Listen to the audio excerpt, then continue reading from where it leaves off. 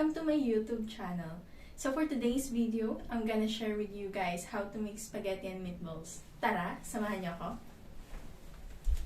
Ang mga ingredients na kakailanganin natin ay bawang, sibuyas, ground beef or giniling na baka, ground pork or giniling na baboy, 1 medium egg, 4 tablespoon of breadcrumbs, dried rosemary, dried thyme, salt and black pepper, tomato sauce, white sugar, spaghetti noodles, Parmesan cheese, and fresh basil.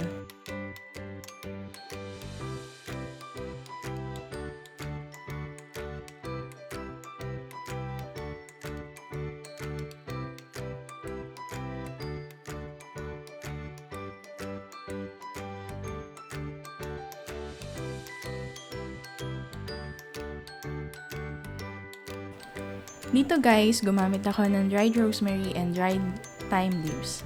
Pero nasa inyo pa rin yun kung gagamit kayo or hindi. Optional lang to ha. Gumamit ako ng Parmesan cheese. Kahit anong cheese, pwede naman. Nasa inyo pa rin yun kung ano ilalagay nyong cheese dito sa meatballs nyo. Ngayon, ifo-form na natin to ng bilog. Pwede kayong gumamit ng scooper dito para sa mga gusto yung size ng meatballs nyo.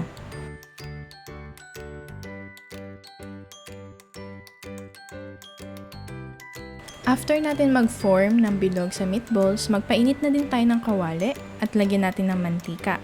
Hintayin lang natin uminit ng mantika bago natin ilagay yung mga meatballs natin.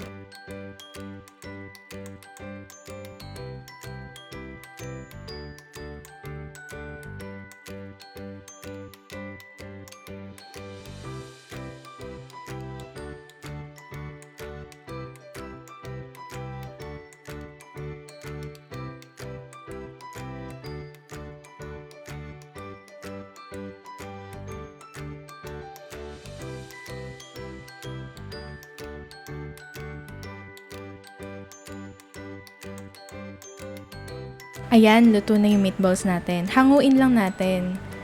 Pagkahango natin ng meatballs, bawasan lang natin ng mantika na pinagprituhan natin. Kasi dito na din tayo magigisa. Tatanggalin ko lang din yung mga excess.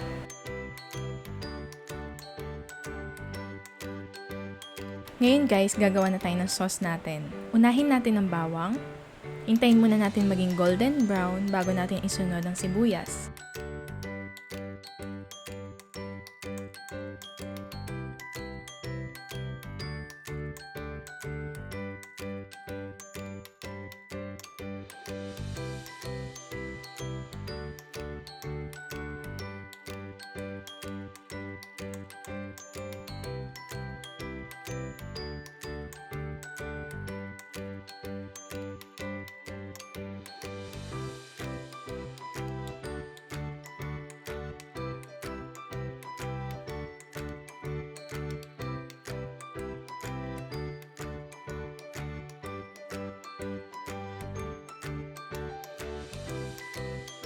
Ito guys, naglagay ako ng iodized salt, black pepper, dried thyme, dried rosemary, and konting sugar. Pero optional lang to. Nasa panlasa nyo pa rin kung ang gaano karami ang ilalagay nyo.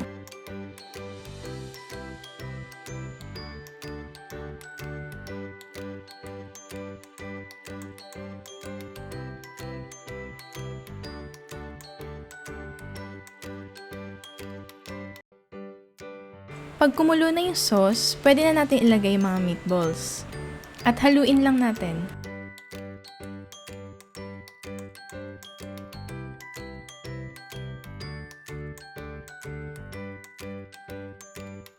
Ayan guys, luto na yung sauce. I-set aside muna natin kasi gagawa pa tayo ng noodles. Magpapakulo muna ako ng tubig. Lalagyan ko ng konting oil para hindi magdikit-dikit yung mga spaghetti noodles natin at lalagyan ko din ng konting asin pampalasa. Pwede na natin ilagay yung spaghetti noodles. Hintayin lang natin lumambot.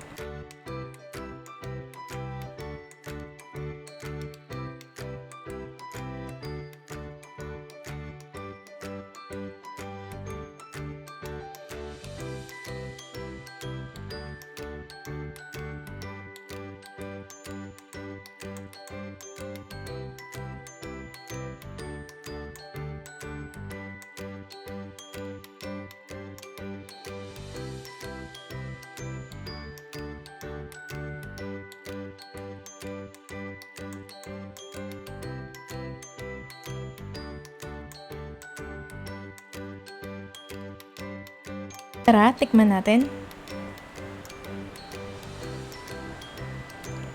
Guys, ang sarap! Try nyo din tong recipe na ginawa natin ngayon, ha?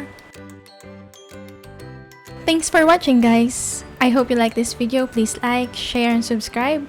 See you on my next video. Bye!